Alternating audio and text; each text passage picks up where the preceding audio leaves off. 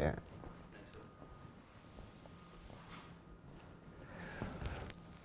My name's Stevey, Ryder.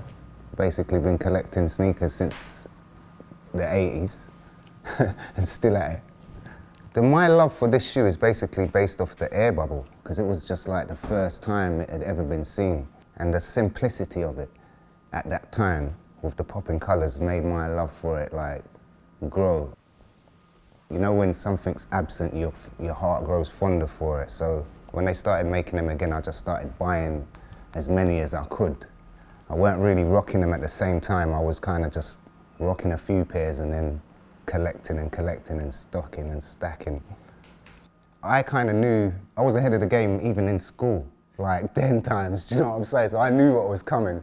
And when I saw the Air Max 1s, the second colorway, the second wave, the aquas, I was going mad. Like, I had to have them. And we used to kind of like, well, I used to go for the women's colorways rather than go for the men's colorways, because the men's colorways would be more popular.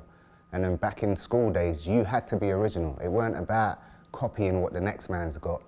You had to come to school, even if you relaced your shoe differently, changed the lace color, or I think you used to have these little drawing pins where you used to stick on a little corkboard and they had little colored bubbles on them.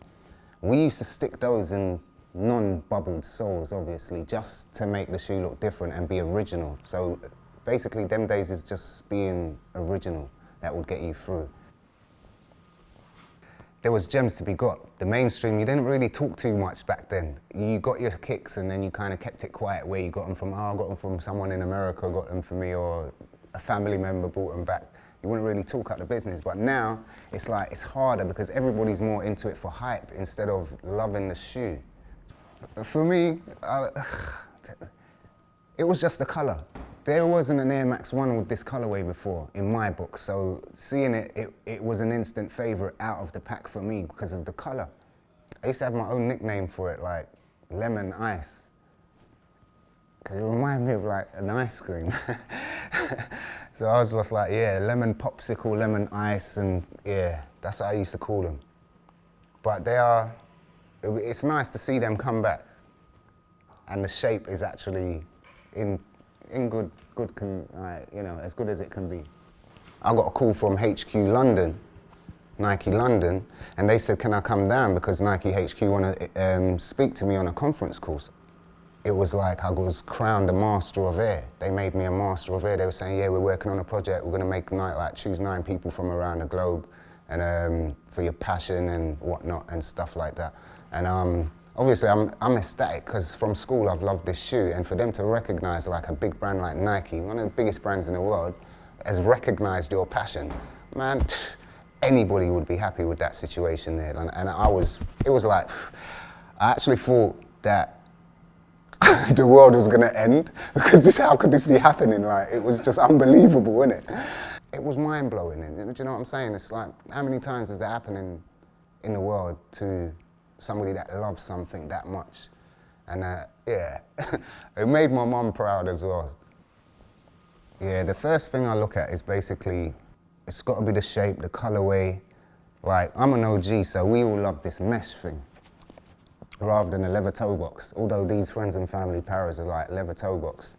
It's different levels, but most of my sneakers have got mesh, and this is what we love about it. It doesn't crease, and you know, it's more comfortable, durable, and the colorway. It's got to be the colorway, innit? Like those 3 elements.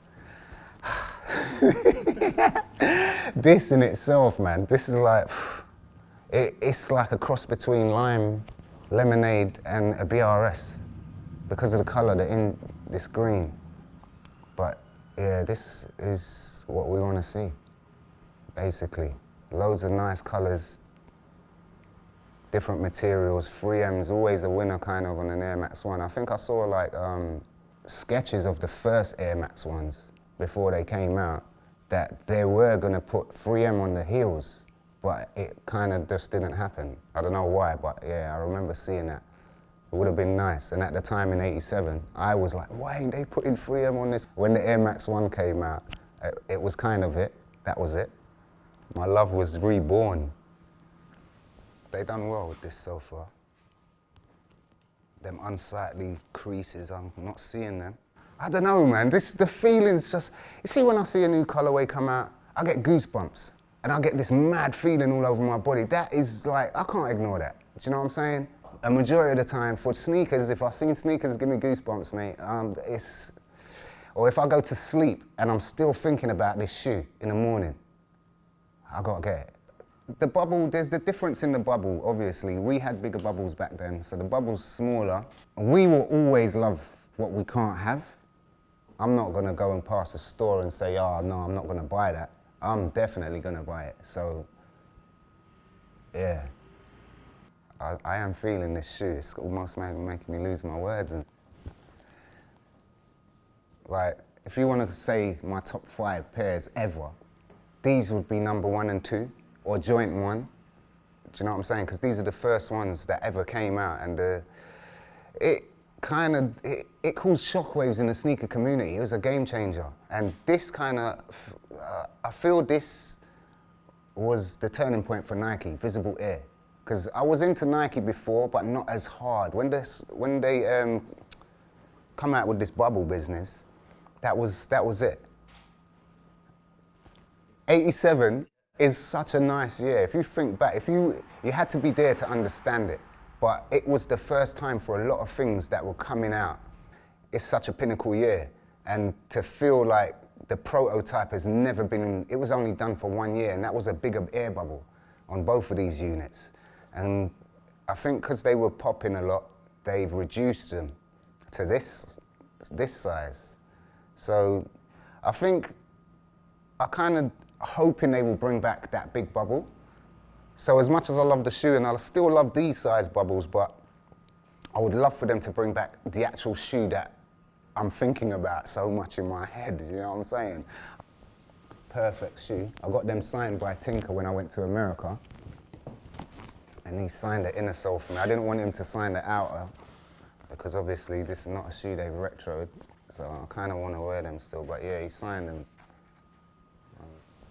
They, BRS, obviously represent Nike's first, before they were named Nike, they were called Blue Ribbon Sports, so short abbreviation, BRS. So this is pinnacle out of the collection that makes a lot of sense to have in the collection, because it's kind of like from the beginning, very special. You know, like you've got something so special, you don't really want, as much as you want to wear it, you don't want to wear it to ruin it. So you kind of keep them on ice. Maybe get a 1 shot in them. Powell's is top collabo. It's like 56 pairs in 1 day. Like, could you imagine that now? 56 pairs in 1 day, 1 drop. So this is a friends and family of the Paras that came out. But Nike sent me a pair, and I had like a size 8.5 UK, which was slightly too big. And I didn't care at the, like, you know, what size it was, just I need it. I can get a size swap some way down the line and that. I contacted my friend in Rotterdam. He basically had a size 9 US. I asked him would he trade my 8.5 for his 8. And he was like, yeah, sure thing. So me and my little son, you know, God bless him, we jumped in the car and just drove to Amsterdam, see my mate over there, and then we drove to Rotterdam, and then linked up, made the swap. And I must say, it was another happiest feeling that I've like experienced, innit? Like copping a pair and that journey to go and get it. I got a guy that I know, Carmino Customs, from like up north and that. He does customs. So I was like, oh, can you do me a custom of this shoe to represent our journey that we took to Rotterdam and that to get my size swap as well. So for me, it's certainly pinnacle for my collection, the journey and everything. So it's like each one just tells a story. It's never about the money for me, it's more filling in those memories of the past. Because let's face it, everybody wishes they were a kid again. Everybody wishes they were probably at school again. And if you're an adult paying bills and all this, like you know, life was a lot better then, free. You was more free then. So it's an important part of my life. I ain't never gonna stop. Do you know what I'm saying? Never. I'm always gonna rock them, even in my grave. I'm gonna be rocking Air Max 1s. It'll be just OGs though, nothing too hot. Just OG reds, that's it. Bury me in them, I'm calm. I won't haunt you. Do you know what I'm saying?